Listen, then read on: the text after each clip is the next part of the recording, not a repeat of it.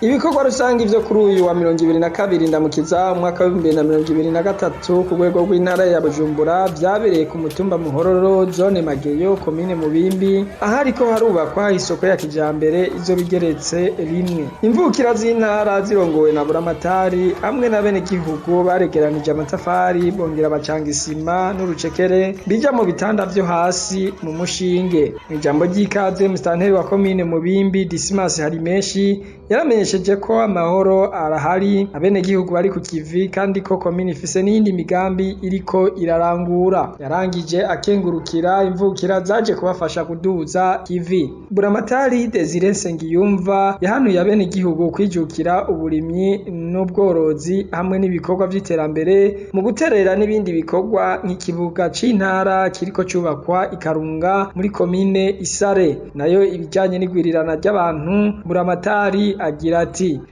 nukuraba neza ko irondoka rijana n'amagara meza ririko riragenda neza muri no ntara na cane muri iyi komine.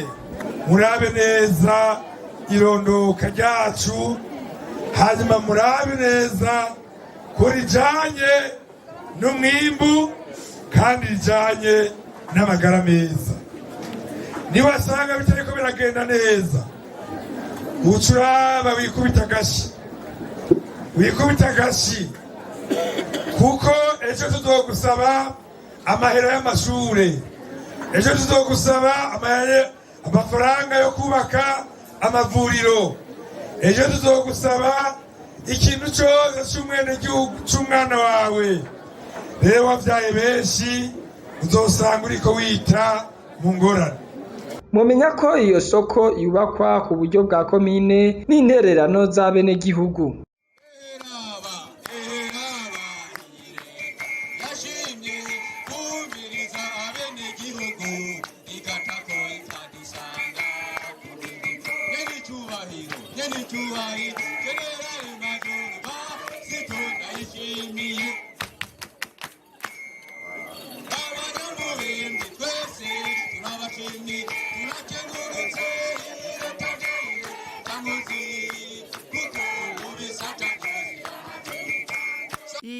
Radio Television